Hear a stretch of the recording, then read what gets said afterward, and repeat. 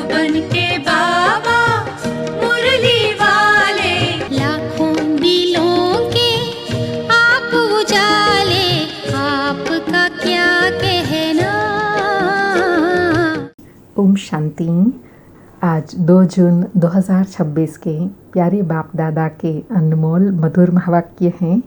आज की मुरली के सार में रचयिता बाबा ने गीत की स्मृति दिलाते कहा कि बच्चे गाते हैं, आखिर वह दिन आया आज जिस दिन का था हमें अनेक जन्मों से इंतज़ार।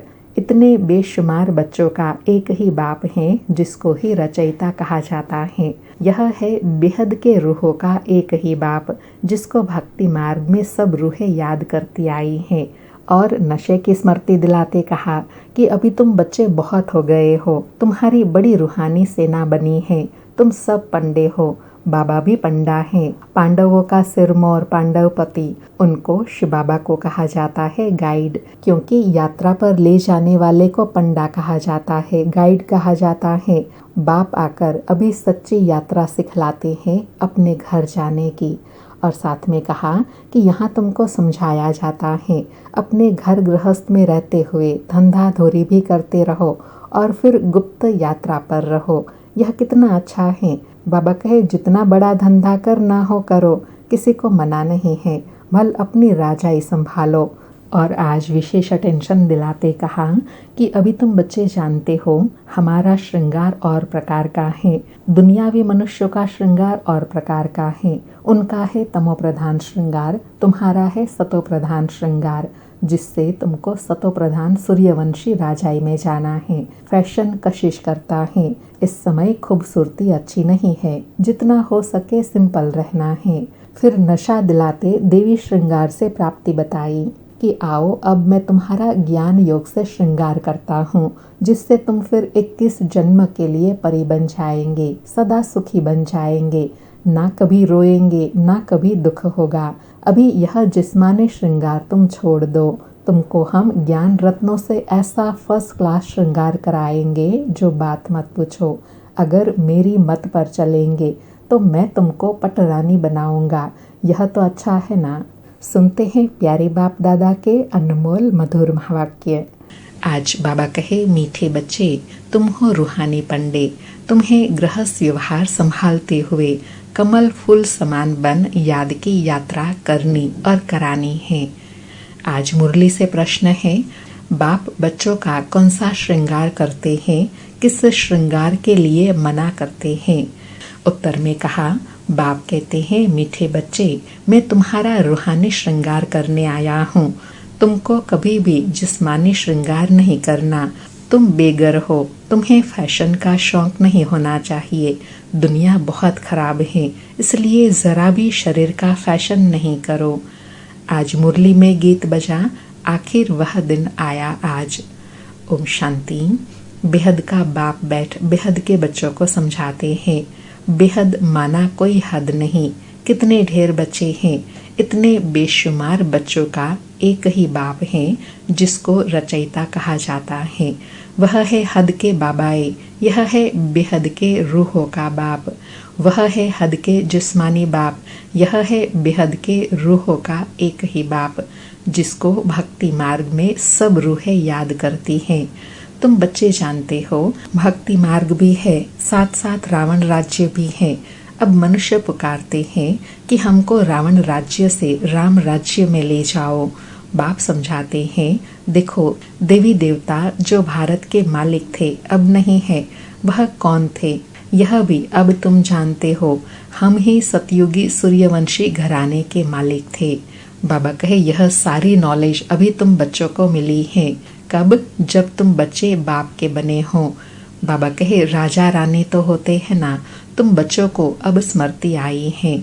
बाबा आया हुआ है हम बच्चों को राज्य भाग्य का वर्षा देने, विश्व का मालिक बनाने। बाप कहते हैं, अब सब भक्ति मार्ग में है। भक्ति मार्ग को ही रावण राज्य कहा जाता है। ज्ञान मार्ग में सिर्फ बाप ही सिखलाते हैं तुम बच्चों को। बाबा कहे, भक्ति में अनेक सिखलाने वाले हैं और ज्ञान मार्ग में एक शिव बाबा ही सिखाते हैं, पढ़ाते हैं। बाबा कहे, उस बेहद के बाप को भक्ति मार्ग में सब याद करते हैं। अभी तुमको 21 जन्म के लिए ज्ञान की राजधानी मिलती है। फिर आधा कल्प तुम पुकारेंगे नहीं, हाय राम हाय प्रभु कहने की दरकार ही नहीं रहेंगी। हाय राम तब कहते हैं जब दुखी होते हैं। तुमको वहाँ सतयुग में दुख होता ही नहीं। अभी तुम जानते हो यह भी खेल बना हुआ है। आधा कल्प है ज्ञान का दिन, आधा कल्प है भक्ति की रात। तो बाबा कहे जब दिन में होते हो तो सुखी होते हो तो मुझे याद नहीं करते, जब रात में दुखी होते हैं तब तुम मुझे याद करते हो। बाबा कहे भक्ति हमको नीचे उतारती है। तुम बच्चों की बुद्धि में सीढ़ी का नॉलेज जरूर चाहिए। बाप समझाते हैं कि यह 84 जन्मों का चक्र है। इस चक्र को जानने से तुम चक्रवर्ती राजा बनेंगे। इसलिए बाप चित्र भी बनवा रहे हैं जिससे सिद्ध हो कि हम इस चक्र को जानने से 21 जन्म के लिए राज्य भाग्य लेते हैं। अभी तुम बहुत हो गए हो, बड़ी रूहानी सेना बनी है। तुम सब पंडे हो, बाबा भी पंडा है। बाबा कहे धीरे धीरे तुम बढ़ते बढ़ते तुम्हारी अच्छी बड़ी सेना हो गई है और इस सेना का सेनापति पंडा शिव बाबा है। उनको कहा जाता है गाइड।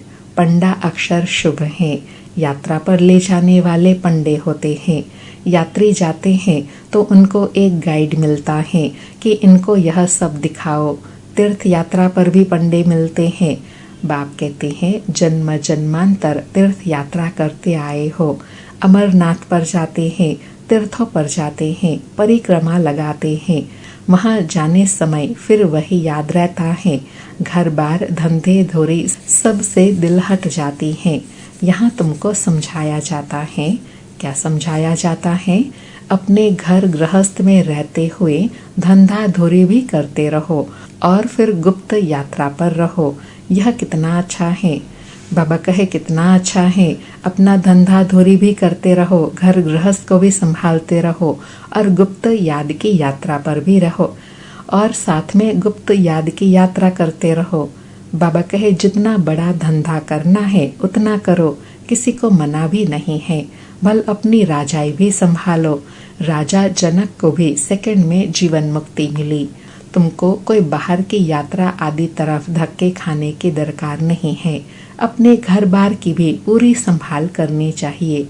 जो सेंसिबल बच्चे हैं वह समझते हैं हमको घर गृहस्थ में रहते कमल फूल समान रहना है। गृहस्थ व्यवहार में तो तंग नहीं होना चाहिए। बाबा कहे तुमको तंग नहीं होना है, तुमको और ही याद की यात्रा में रहे अपना कार्य जिम्मेवारी आदि पूरी तरह से निभानी है। बाबा कहे कुमार कुमारियाँ तो जैसे सन्यासी हैं, उनमें विकार है नहीं, 5 विकार से दूर हैं। अभी तुम बच्चे जानते हो हमारा श्रृंगार ही और प्रकार का है, उनका और है। उनका है तमो प्रधान श्रृंगार, तुम्हारा है सतो प्रधान, जिससे तुमको सतो प्रधान सूर्यवंशी राजाई में जाना है। बाबा कहे तुम्हारा यह अलौकिक अनोखा श्रृंगार है, जिस श्रृंगार को करने से तुम सतो प्रधान बन जाते हो, सूर्यवंशी राजाई में चले जाते हो। बाबा कहे बाप तुम बच्चों को समझाते हैं तमो प्रधान जिस्मानी श्रृंगार जरा भी नहीं करो। दुनिया बहुत खराब है। गृहस्थ व्यवहार में रहते फैशनेबल मत बनो। फैशन कशिश करता है। इस समय खूबसूरती अच्छी नहीं है। काले हो तो अच्छा है, कोई पंजा नहीं मारेगा। खूबसूरत पिछाड़ी तो फिरते रहते हैं। श्री कृष्ण को भी सांवरा दिखाते हैं। तुमको गोरा बनना है शिव बाबा से। बाबा कहे यहाँ बाहरी श्रृंगार नहीं करना है, तुमको गोरा पावन बनना है बाबा की याद से। बाबा कहे वह गोरे बनते हैं पाउडर आदि से। कितना फैशन है बात मत पूछो। साहूकारों की तो सत्यानाश है। गरीब अच्छे हैं, गांवड़े में जाकर गरीबों का कल्याण करना है, परंतु आवाज करने वाले बड़े आदमी भी चाहिए। तुम सब गरीब हो ना, कोई साहूकार है क्या? तुम देखो कैसे साधारण बैठे हो। बॉम्बे में फैशन देखो तो क्या लगा पड़ा है। बाबा पास मिलने आते हैं तो कहता हूँ तुमने यह जिस्मानी श्रृंगार किया है, अब आओ तो तुमको ज्ञान श्रृंगार कराए, जिससे तुम स्वर्ग की परी 21 जन्म के लिए बन जाएंगी, सदा सुखी बन जाएंगे, ना कभी रोएंगे ना दुख होगा। बाबा कहे, इस रूहानी श्रृंगार से तुमको कितनी प्राप्ति होंगी। तुम 21 जन्म के लिए परी बन जाएंगे, सुखी बन जाएंगे, कभी भी रोएंगे नहीं, कोई प्रकार का दुख नहीं होगा। बाबा कहे, अभी यह जिस्मानी श्रृंगार तुम छोड़ दो, तुमको हम ज्ञान रत्नों से ऐसा फर्स्ट क्लास श्रृंगार कराएंगे जो बात मत पूछो। बाबा कितना नशा दिला रहे हैं कि तुम मुझे याद करो, ज्ञान रत्नों का श्रृंगार करो, तो मैं तुम्हारा इतना श्रृंगार करूंगा जो बात मत पूछो। बाबा कहे, अगर मेरी मत पर चलेंगे तो तुमको पटरानी बनाऊंगा। यह तो अच्छा है ना, तुम सब भारतवासियों को इस तमो प्रधान आसुरी दुनिया नर्क से भगाई स्वर्ग की महारानी बनाता हूँ। तुम बच्चे समझते हो आज हम सफेद पोश में हैं, दूसरे जन्म में स्वर्ग में सोने के चम्मच से दूध पिएंगे। यह तो बहुत अच्छी दुनिया है, स्वर्ग तो है स्वर्ग, बात मत पूछो। तो बाबा कहे, जब मैं तुमको ऐसे दुनिया में ले जाता हूँ तो उसकी याद में रहो, इस पुरानी दुनिया को भूल जाओ। बाबा कहे, यहाँ तुम बेगर हो, भारत बेगर है, बेगर टू प्रिंस गाया हुआ है। इस भारत में ही फिर जन्म लेंगे। बाप ने हमको स्वर्ग का मालिक बनाया था, रात दिन का फर्क है। महान गरीब जिनको खाने के लिए कुछ नहीं होता है उनको ही दान दिया जाता है। भारत ही महान गरीब हैं।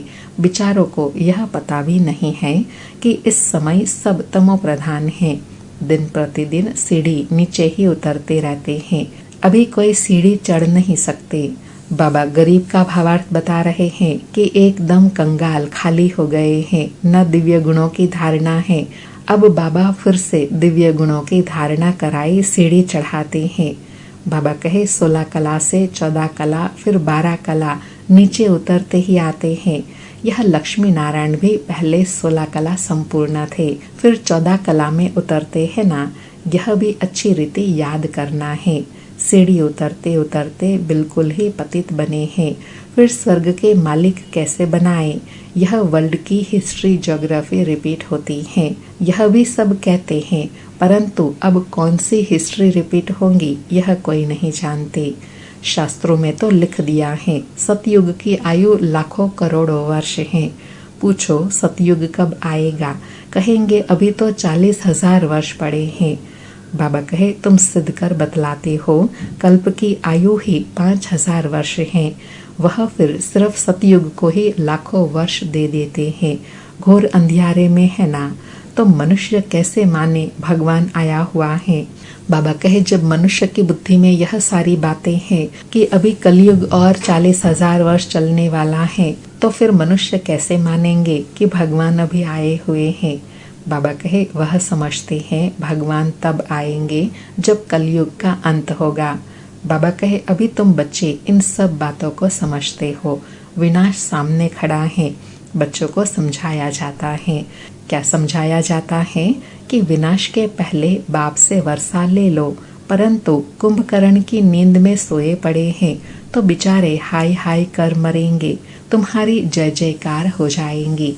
अर्थात बाबा कहे, विनाश काले जिनकी प्रीत बुद्धि होंगी उनकी जय जयकार होंगी, और जो विपरीत बुद्धि बाप को नहीं पहचानेंगे फिर वह हाय हाय करते रहेंगे।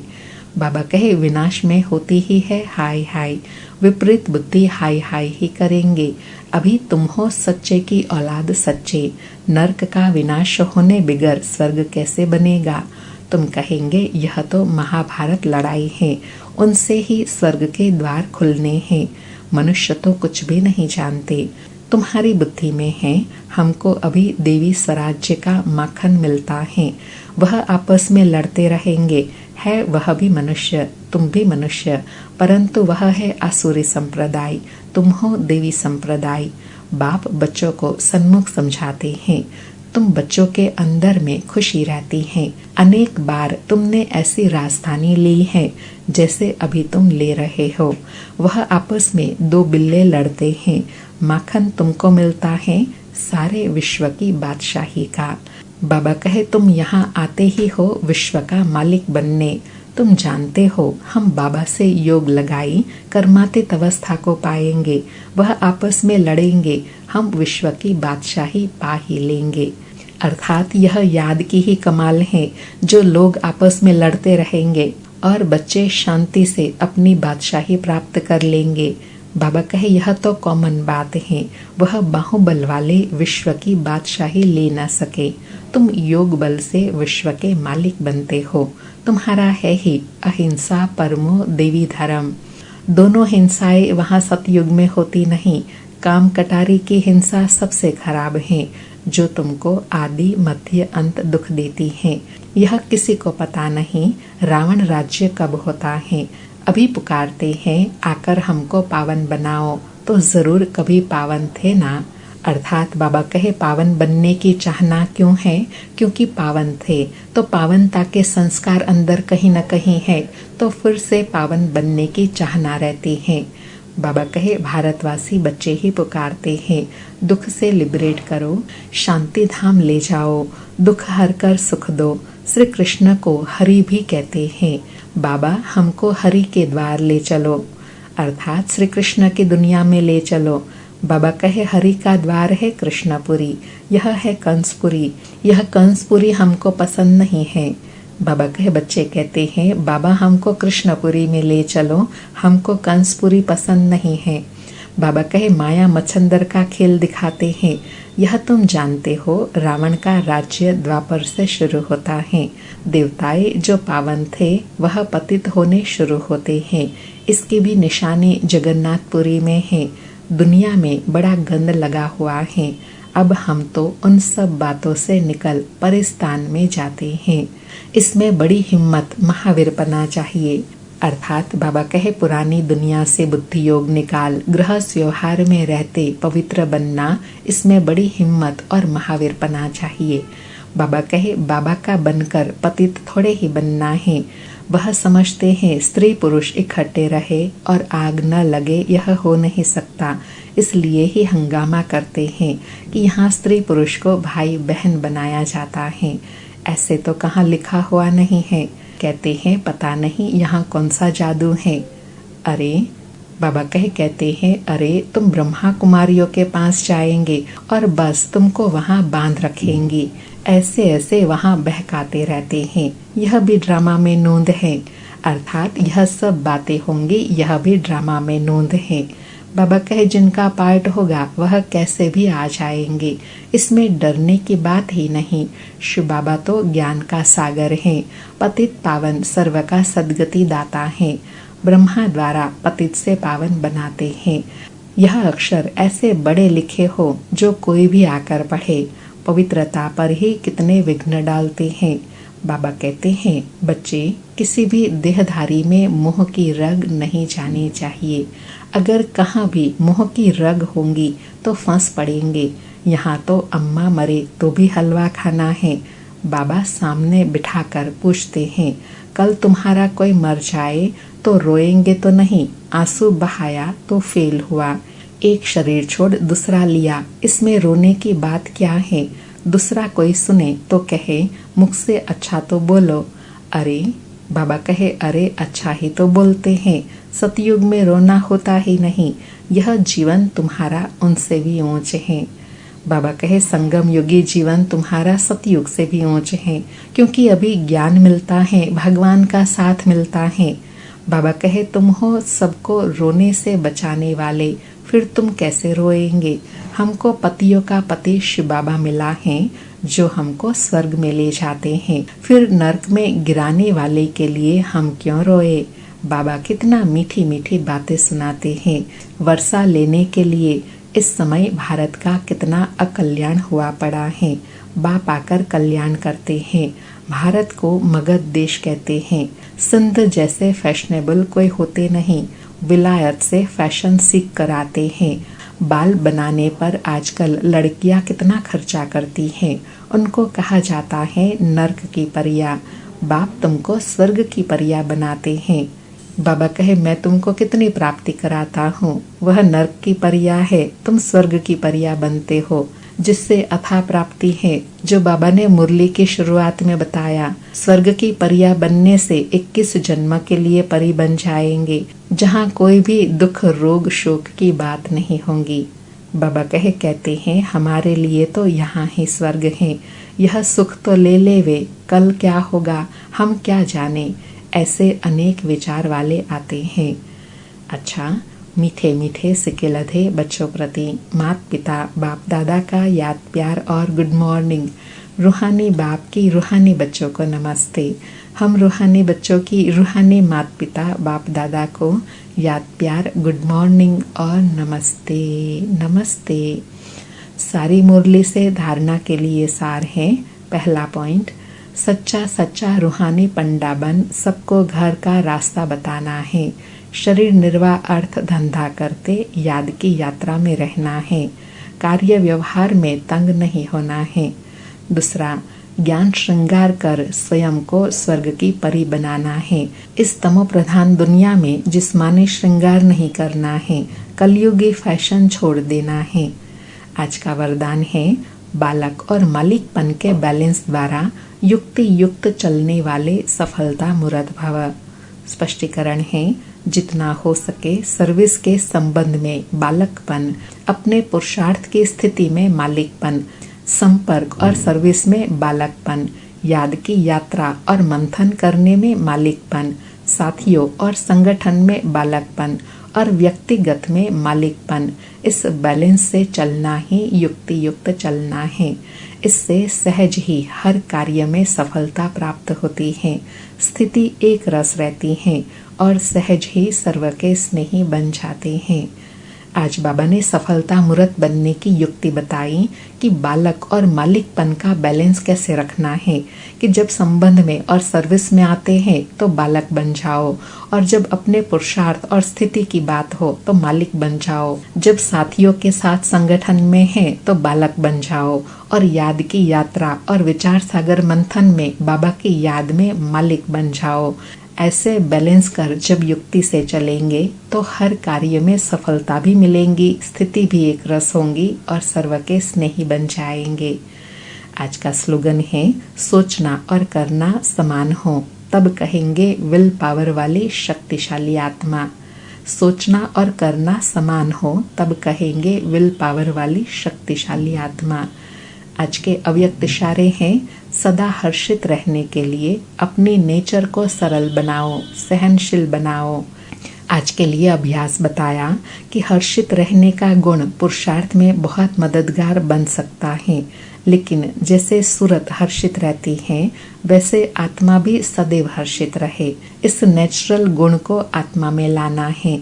सदा हर्षित रहेंगे तो फिर माया की कोई आकर्षण आकर्षित नहीं करेंगी, यह बाप की गारंटी है। लेकिन सदा हर्षित रहने के लिए अपनी रूहानी शान में रहना और सहनशील बन साक्षी दृष्टा हो, माया के खेल को देखो। अच्छा, ओम शांति। शुक्रिया बाबा, शुक्रिया।